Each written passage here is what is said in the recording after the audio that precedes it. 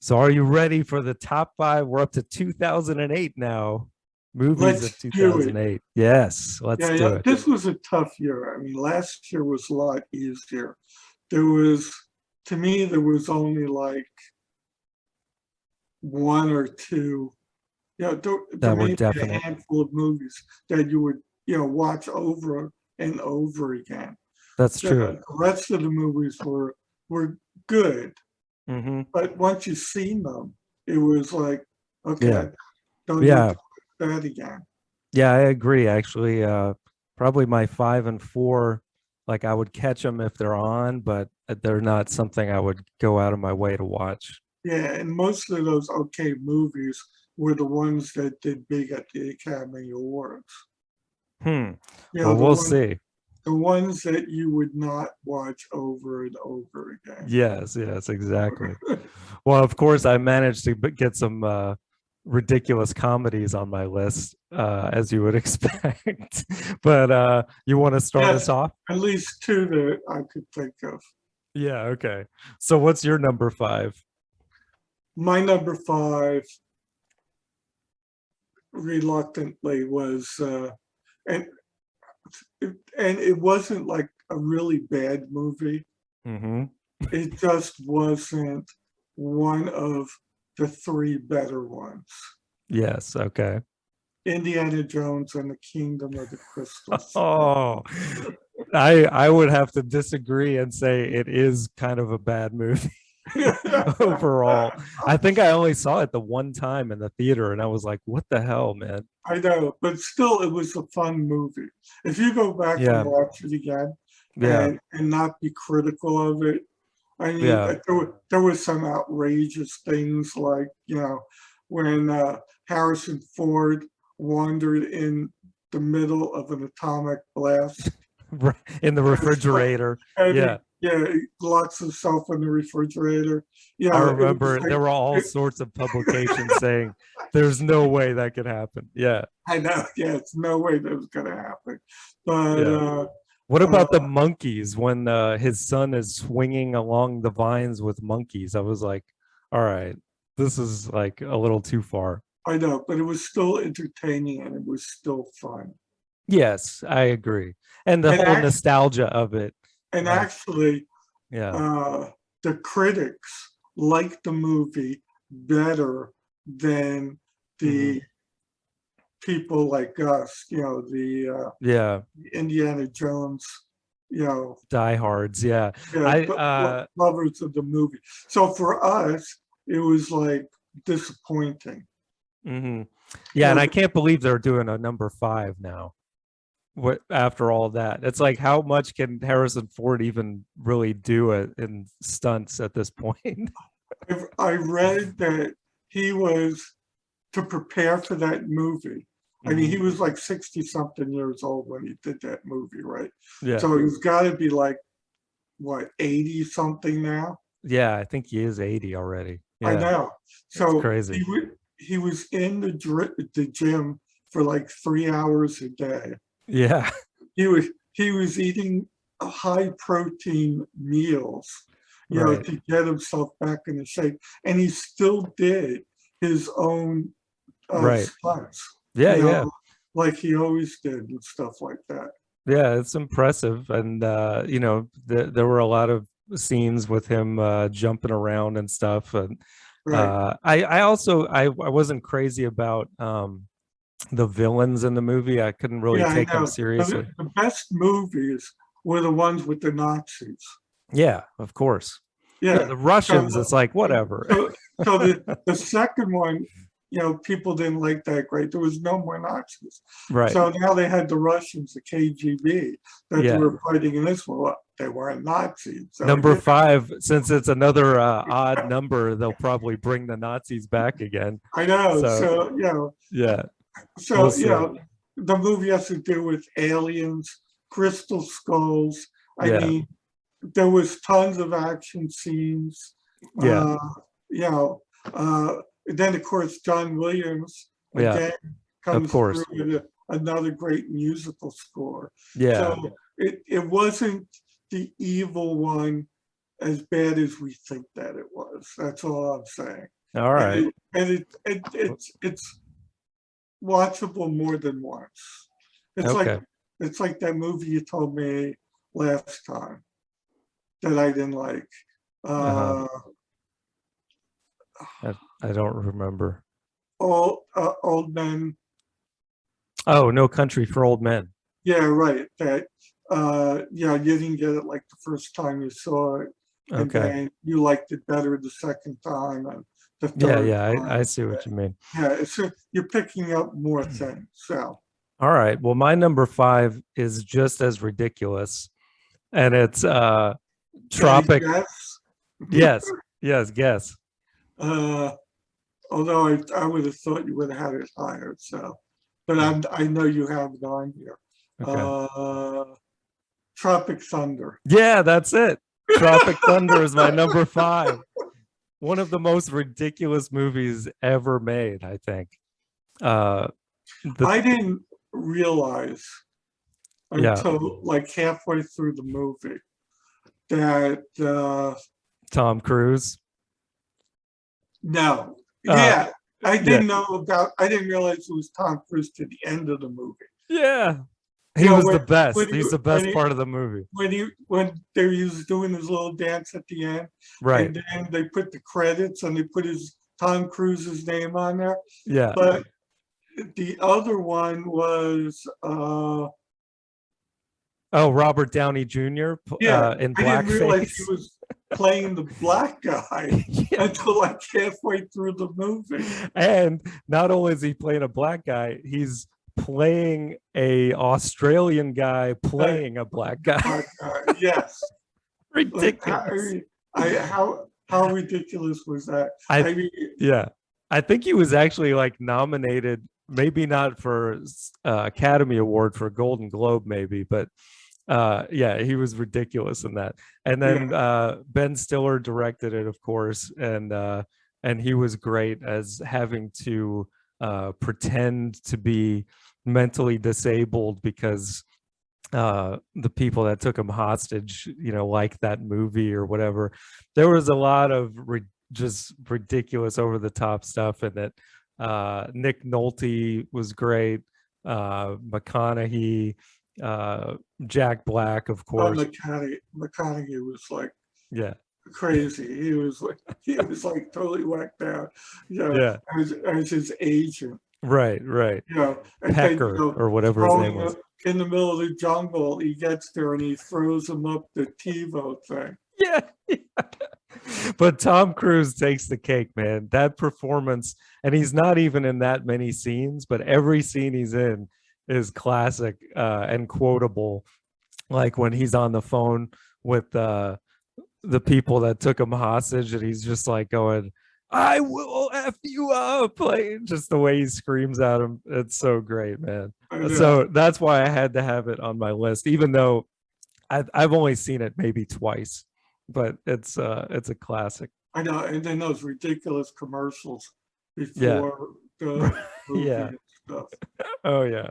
And the whole premise of the thing was that they were making this stupid war movie, and Yes. that they were screwing up, and the director couldn't control them and stuff like that. Yeah. So they put him in a situation in a war zone. Right. You It's know, essentially the same like plot of The Three Amigos when you think about so they had the cameras all over the place, so Yes. that they actually had to, Yes. be part of this war game thing. Right. The part where the one guy steps on a mine and explodes was great. And they're like, they still think that it's fake. Yeah, exactly. And that was the director. Right. So they lost the director right Uh, in the beginning of the thing. yeah. So ridiculous, man. But And then they put his head on a spike. right. Yeah. Right. So great. All right. So what's your number 4? Oh, just going back to my number 5 pick. Yeah. So to add, more to why I picked it as my number 5, Mhm. it also grossed $790 million that year, which Yeah. was number 2. Really? that year. Okay. Interesting. Yeah. That's surprising, So a lot of actually. people went to see it. And more than once, obviously. Some people. Obviously, yeah. Yeah, yeah. All right. So what's next? Yeah. So what's next? My number 4 is Twilight. Ah, okay. Yeah, Yeah. I didn't put it on. You know, I just eat up vampire movies. Yes. And yeah, the first one wasn't bad. Well, the thing is, the first one set the whole thing up. Yeah. With Kristen Stewart and Robert Pattinson falling in love. I mean, Right. the whole place takes place in upstate Washington, I believe, in some Hmm. small town where it basically rains every day. Hmm. So this way, the vampires are out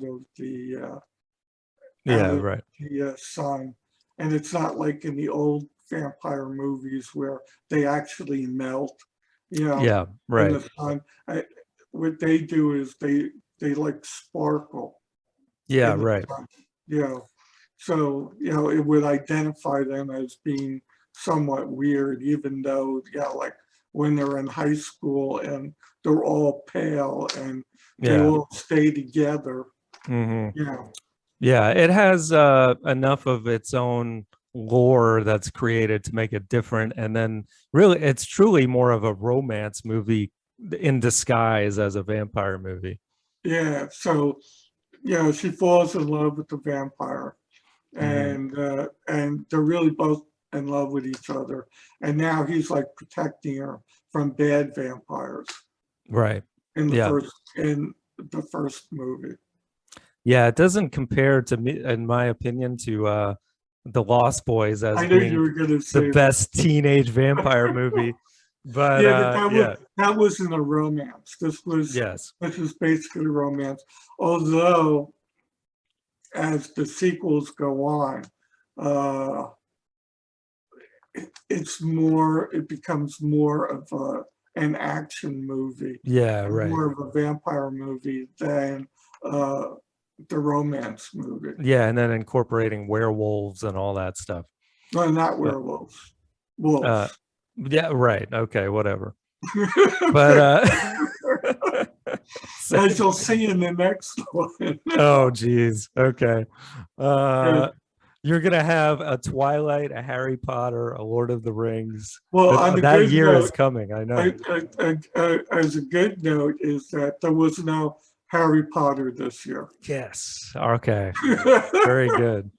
All right. Well, my number 4 is another comedy, and this one is Forgetting Sarah Marshall, which I don't know if you've seen it. It's one that No, it passed me by initially because at the time I wasn't that familiar with Jason Segel, the main actor, who was yeah, in Knocked Up. yeah. But same group of guys. Jonah Hill is in this one as well, in a smaller role. But the most of the movie takes place in Hawaii because this guy he just goes through a breakup and he's trying to avoid his ex, but it turns out that she's also there at the same resort with the guy she cheated on him with. So that's the whole premise of the movie. But there's a lot of hilarious stuff that ensues. The guy, the British guy, I can't remember the actor's name. Russell Brand. He's especially funny in this, playing this like ridiculous, over the top singer that is like a terrible music artist, but for some reason he's super popular. And so that's a lot of the fun of the movie. Bill Hader's in it also as his best friend, and Jason Segel plays this guy who writes music for like CSI shows. So he just makes music that's like duh, duh, like just moody music, and he hates it and he wants to be an artist as well. So then he falls in love with Mila Kunis, and yeah, it's just a funny movie. So if you I know haven't seen it, it's worth you it. like those funny romantic movies. Yeah. Yeah, you're a sucker for those, like I'm a sucker for our other ones, but yeah, Yes, that's exactly. good. All right. Well, very good. So now we're to getting to the better stuff now, I hope. I hope so too. What's your number Uh, three? my number three is Burn After Reading, Ah, you like directed that by one. the Coen brothers. Yeah, I loved it. I've seen this thing like maybe 4 times now. I think we saw that in the theater together. Did we? I Yeah. remember seeing it in the theater, but yeah, okay, that's possible. Yeah. Yeah. I remember I because, mean, great cast. oh, You yeah, know, John Malkovich. he was great in Uh, that. yeah, he was good. Brad Pitt, George Clooney. Yeah. Frances McDormand. Yeah, yeah. I Yeah. mean, Yeah. So ridiculous. Brad Pitt I was so know. great too, man. Yeah. He was so good. He was the gym instructor. Right. Chad or something. Yeah, Chad. Right. He's so It's dumb this in this movie. ridiculous name. Right. And Yeah. and it's like Malkovich plays this guy that he works for the CIA, Mhm. and he basically gets kicked out. Like they demote him, so Right. then he quits. And I mean, just the office scene where he blows up, when Yeah. they're telling him that he's being stepped aside. Anyway, he writes his memoirs, right? Hmm. And uh, they fall out of his pocket while he's in the gym. Yeah. And then who was the woman? Frances McDormand. Yeah, Yeah. right. So Right. She wants a sex change or something, or no, she wants a boob job. that's right. Yeah, she wants Yeah. to look better, and Yes. then the insurance company won't pay for it. Right. And so now she's finagling all these ways, and they find the thing. So then they go to the Russians, and I'm Yeah. not even going to go through the rest of it. Yeah. Yeah. Yeah. Yeah. But it's a blackmail gone very wrong. Yeah, and you really got to see it to Yeah. like it and understand it. No matter what I say, Right. you will not know what the hell I'm talking about. Yeah, and you're not gonna know what's coming next. And Yeah, it's just like what I love how what's his name? JT I can't remember the actor's name, the bald guy at the end from the CIA sums up the movie basically. oh yeah, the guy He that calls it plays cluster. the Geico commercials, Yes, yes, and exactly. he's been in a lot of movies. Oh Like yeah, he's play a great. general or something, you Right. know. Yeah. Yeah, Yeah, yeah, he's great. But yeah, very fun movie. I'm glad it made your list. Didn't yeah. make mine. J.K. Simmons. J.K. Simmons, that's right. Yeah, that's his Yeah. name. Yeah, I mean he was good too. It's like the guy comes in, tells him what's going on, and he goes, "Okay, so how are we gonna fix it?" He's very low key, Right. Yeah. and then like even at the end of the movie, he Yeah. go, he go, "Well, what are we gonna do with the girl?" Right? Yeah, right. And he goes, "Well, what is she doing?" And he tells her, and he goes, "What the fuck?" Unbelievable. Yeah, so great, man. Well, that's cool. So my number three is probably on your list. I'm guessing we have this one in common, probably. And probably higher, but it's Iron Man. Yes, Yep. I put a Marvel movie. you put a Marvel in, and this Downey was good in this. Yeah, he You made it, know, man. and even the girl Gwyneth Paltrow was good in it. Yeah, really everybody was good. Yeah, John and the Favreau thing, was good too, and he directed it. yeah, Don Cheadle, or no, it wasn't Don Cheadle in the first one. I forget, or was it? I can't remember. They changed actors on the sequel yes, for the other guy. But anyway, yeah, Downey Jr., man, he totally. I think without him, Marvel would not be what it is today. and the But thing was, what I learned was that the actors did their own lines. Oh, really? There was a lot of because improv. because they were just concentrating on the CGI and all the action stuff. So Yeah. there wasn't really a verbal script that Oh, was wow. written. That's interesting. Yeah. Yeah, And he did a great job. I mean, he really humanized the character, Tony Stark, and made him into this guy that you kind of love to hate or hate to love, I guess, whatever. yeah, But then also, he does the right thing and changes. I like too that there's the whole aspect that he realizes that he was part of the problem creating these war products and changes it around to where right. his But company is no longer. his partner, who is really started the business with Tony Stark's father, Jeff Bridges, Oh was yeah, right.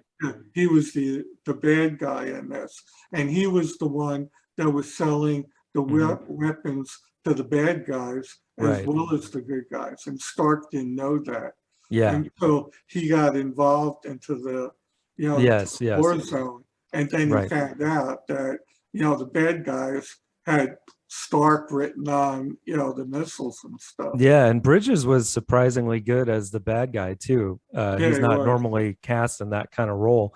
And it's Terrence Howard in the first movie. He was good as his sidekick, whatever. But also the sidekick of his robot, whatever the name was great. All the stuff where he's trying to make the suit and it screws up, and he's like gets thrown up in the air and falls down. There's a lot of Right. great And comedy. then the other one that, because every once in a while there would be like a small fire from Yeah. some of the things that he was doing, and Yeah, the robot would always spray him with the spray to put the fire out. exactly. And Yeah, then yeah. then there was one time he was ready to do it again, and there was no fire, and he goes, "Don't even think about it." Yeah, yeah, yeah. Exactly. And then on top of it, like I felt like this was, aside from maybe Batman, like one of the first superhero movies where you felt like the guy was really cool. Like, and then when at the end he actually says to everybody, I'm Iron Man, and then the Black Sabbath song kicks in and makes it extra cool. So yeah. Yeah, and actually, he wasn't even supposed to say that. They gave him cards that he was supposed to say, and it was Right. some ridiculous scheme that it was his bodyguard in a suit that Yes. was protecting him, and Right. like all this other stuff. Right. Right. And then he said, "No, there's no way I can be a hero. I mean, that's ridiculous. That's Y- like, you Yeah, yeah. know." And then the Army, the Air Force guy, Mhm. his friend says to him, just follow the cards. Yeah, And, right. and then he goes, okay. And he picks them up and he goes, uh, yes, I'm Iron Man. Yeah. So great. So great. Oh, I also love the bit about he was held hostage for all this time in the Middle Uh, East, and he uh, finally gets home, and the first thing he wants is like a double cheeseburger from Burger King or yeah, something. exactly. Yeah. And he's just eating it. And I don't know how you can eat that without having a soda or something with the thing. Right. Yeah. And then there was a line that Bridges did, like when he's building his huge Iron Man thing, Yes. Right. and he's going, he's going. Where's the thing, to activate the thing, the round thing that's Yeah. in Right. Stark's chest, and the guy goes, he goes, "Oh, we can't make it," and he goes, "We don't know what the we can't find the source." He goes, "The source is right behind you. Yeah. All I want you to do is make it smaller." Right. And they go, "We tried that. Yeah. It's impossible." And he goes, "Tony Stark made it in a cave with spare parts." Yeah. And Exactly. then the guy goes, "But I'm not Tony Stark." Yeah. Yeah. Right. Yeah. Great movie, man. So obviously higher on your list. So Yes. So my oh, we're up to your number two now, right? Right, which is Iron Man. Ah, okay. Very good. Interesting. So I'm wondering, we may have the same number one. We'll have to see. So my number two is Step Brothers. God. Where do you for find these? for repeat value.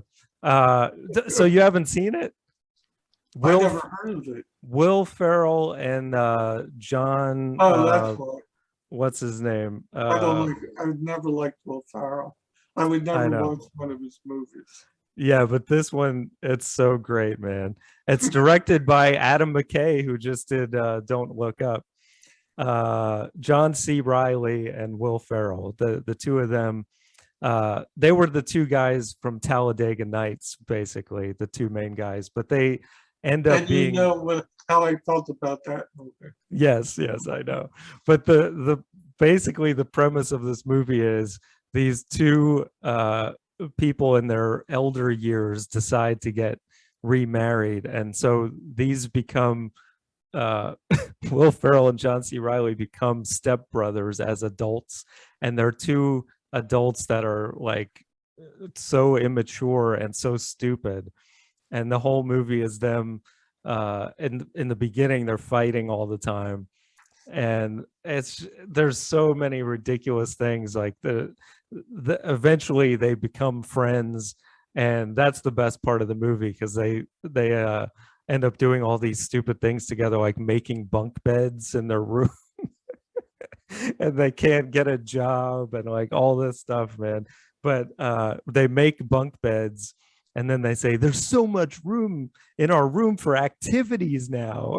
And like all this stuff. But there's also a lot of great people in the movie as well, but it's just one of those, like, actually the first time I saw it I did think it was stupid, but the more times I've seen it, it's just got so much repeat quote So you're trying value. to tell me this movie is better than Tropic Thunder? Yes, somehow. So anyway, I know you'll probably never see it, but uh Yes, anyway. definitely. So all right, so what's your number one? The only movie that could be number one, Yeah. Dark Knight. Ah, okay. Well, it is not mine. Oh God, now Which I'm surprised, well, maybe not surprised that you glossed over this one if you forgot it, but we'll get to mine in a minute. So, but Dark Knight, yeah. Um I think it's overrated, but it is good. So I'll give you that. it made almost $1 billion Yes. in the United States alone. Uh-huh. It well, I'll quote you before Mm-hmm. we even get into the movie.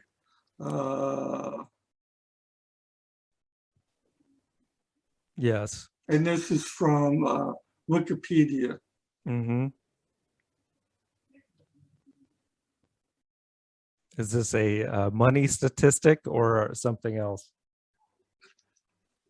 It is considered one of the best films of its decade and one of the greatest and most influential films of all time.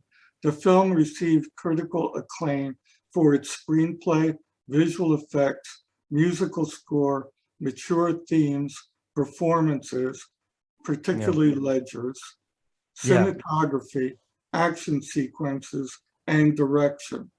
The film also set numerous records during its theatrical run. The Dark Knight appeared on 287 critics' top 10 lists, Yeah. more than any other film of 2008, with the exception of Wall-E. Okay. And more critics, 77, named The Dark Knight the best film released that year.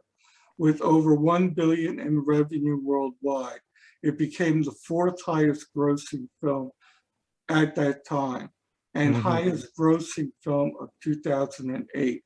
It also set the record for highest grossing domestic opening with 158 million, a record it held for 3 years. All right. Are you going to At read the whole thing? At the 81st Academy Award, the film received 8 nominations. It won the award for Best Sound Editing, and Ledger was Posthumously awarded Best Supporting Actor. Best Yeah. Supporting Actor. Yeah. Yeah. Which he deserved. I mean, he was amazing in it. Oh, For he sure. was amazing in the movie. So, I mean, so without even talking about the movie, Yes. that's why it is the #1 movie. Okay. I can't really argue it. Other than, you know, to me, it was just like too long, and I don't know. I didn't get into it obviously as much as I got into Iron Man, but yeah, Well, the thing definitely. is, it's a Batman movie, so it's a dark Yes. movie. Oh, for It's sure. not, it's not, it doesn't have, well, it doesn't have as many quippy lines as, Yeah. Iron Man has. Yeah. Yeah. So, it's a dark movie, basically. And, Very. it's set in a town that is like riddled with crime Yeah. And I do and like. wacky people. Like, Yeah. the Joker, which was played, really great, but there Mhm. was other bad guys in the movie besides the Joker. He just wanted to take over the whole crime syndicate Right. thing. And he Yeah. was like totally whacked. He like blowing things up. Yeah, he did a completely different take than Nicholson had on it. Nicholson was almost more like the old school Batman from the 60s show, Right. but this one, like, he was a true sociopath. Yeah, he was definitely a sociopath. Yeah. And it was like the commissioner of police, Batman, Mhm. and the district attorney team up Right. to get rid of organized crime in Gotham. Yeah, So that's what the whole story was. And exactly. then, at the end, you know, when the district attorney almost gets killed, and He the turns girl into that Batman Two-Face. like Yeah. really likes, and he's going out with her, gets killed, and he Mhm. gets maimed. The whole left side of his face is like Yeah. all shot to hell, and he becomes like Two-Face. Right. Yeah, Yeah. and he becomes a bad guy going after revenge. There's like all these subplots in the movie, Yes, yes. Which besides are done really well. Yeah. besides of all the action scenes in this movie. Yeah. Yeah, there's some great action scenes. Of course, the whole car chase when the car is like on top of buildings and stuff, and then the motorcycle thing that he has, and then yeah, some of the way that the Joker gets out of certain situations is really cool throughout the movie. So yeah, definitely see why it would top many lists as well as yours. And plus the twist at the end when Mhm. now Batman becomes the villain. Right, he's on the run now. He takes Yeah, the blame for. he takes the blame for the Yeah. district attorney Right. Yeah, because he was the White Knight, exactly. White Knight and the Black Knight Yeah. trying to save Gotham City. Right. So I mean, the story was great too. Yeah, and it sets up the next one pretty well. So my #1 is Gran Torino, the Clint Eastwood movie. Yeah, You've seen it, right? yes, Okay. but So refresh my memory. he plays an old curmudgeon that has these neighbors, these Chinese neighbors that are Yeah, um, okay. And the that's the one where the kid makes him the hero, for to write up for school.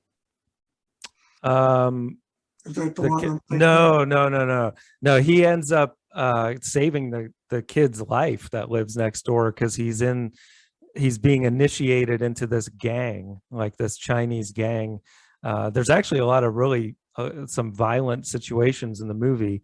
But Clint Eastwood, he's a widower that he's angry all the time. And this is the movie where He he plays says, a lot of those characters. yeah. But in this one, he's so great because he's very racist and just very openly mean to everybody. This is the movie where he says, "Get off my lawn," where he's pointing the shotgun at the guy. But yeah, it's That scene I remember, but that could be because I saw the commercial for the time. okay.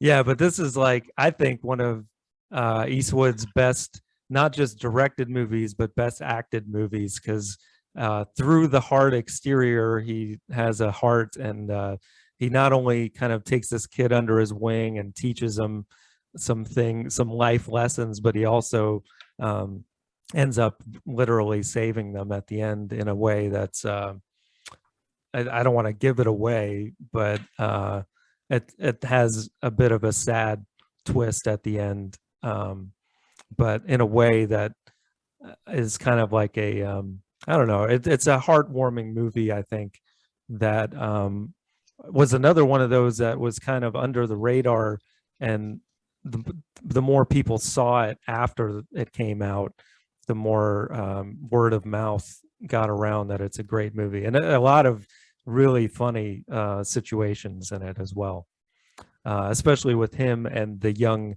priest that he kind of tells off a lot in the movie, and then at the end, like, they kind of become friends and respect each other. But yeah, it's pretty great. So yeah, that's our list. So before we try and put this list together, what's your honorable mention? My honorable mention is one of those movies that you see it once Mm-hmm. and you don't need to see it again, or at least I don't think so. Man on a Wire. Oh, okay. I did not see it. Yeah, the story of Philippe Petit, Mm-hmm. who in 1974 set up a high wire connecting the two the Twin Towers in New York, Mm-hmm. and walked back and forth on the wire Right. for an hour Yes. Didn't before Zemeckis direct this movie? I think no, that's right. James Marsh. Oh, okay. Cool. Well, yeah, that sounds like something I would only see once. Yeah, right. But it was amazing. Yeah. And and it was done in 1974. I didn't even remember this happening. And then, I caught the film maybe like 6 years ago that I saw it, when I saw, like nothing better to watch. So I Mm-hmm. started watching it, where he was just like doing a little, street shows on walking on wires and stuff like that. And his dream was to do something really big. Mm-hmm. And, then he did decide to do it in the World Trade Center. But I mean, you got all these high winds up there Yeah. between the Trade Center. I mean, this is an amazing feat. Yeah. Yeah. Very cool. Well, my honorable mention, you'll be happy that it didn't make my top 5, is a Woody Allen movie. Oh my Vicky, God, no. Woody Vicky, Allen didn't make the. yeah, Vicky Cristina Barcelona. You would actually maybe like this one because it has Scarlett Johansson, No. as well Yeah, but as, she was in another one like 1 or 2 years ago, Fitz too, right? yeah, she was in a couple really great ones actually, Yeah. which will probably be on my list later. Which is probably why I never saw her until later movies. Yeah, I but mean, yeah. yeah, Penelope Cruz is in this one as well, okay. and it's set in Barcelona, of course. But yeah, it's got a ridiculous storyline that has some lesbianism and some funny stuff that ensues that's ridiculous, but kind of almost hard to believe, but it's really well done and kind of a fun, sometimes sultry comedy. But Okay. but yeah, What uh was the name of that one again? Vicky Cristina Barcelona. There's two characters. One is Vicky, one is Christina, and they take a trip to Barcelona. And so it's actually three main female characters and then one guy who's an artist. And Okay. Penelope Cruz is Give me the the ex. name again. Vicky what? Vicky Cristina Barcelona. So yeah, it's a fun movie. And Woody Allen is not in it, so you would like it for that reason. But all right, so this was actually kind of easy to put our top five together. Dark Knight is clearly number one because it's scored way higher than Gran Torino. Yeah, 4.4. Yes, Torino is only at 3.7, but that'll be our number two. Right. And then Iron Man obviously is three. And then my next highest was my two, which is Step Brothers at 4. And then your next highest at 3 is Burn After Reading, which gets number 5, because Iron Man was my 3. Yeah. So, all right. So let's read it off. Okay, go ahead, read it off. But then there was a couple of more honorable mentions Oh, okay. Yeah. that are worth watching, even if they watch it once. Which are? Quantum of Solace. Okay. That didn't even make the list. Uh-huh. The Curious Case of Benjamin Button. Yeah. That was the decent. reverse aging thing. Yeah. Hancock. Uh-huh. Mamma Mia. Yes. Which they made a sequel to. Mm-hmm. Slumdog Millionaire. Yeah. Who's basically won Best Picture, I think. Yeah, won Best Picture and Best Director. Milk. Mm-hmm. The Reader. These are Academy Award winner things. Yes. Stargate Continuum. Mm-hmm. Wall-E. Yeah. Now we get into all the cartoons. These were all like top grossers that year too. Yeah. Kung Fu Panda was the third grosser. Madagascar Escape to Africa was the sixth grosser.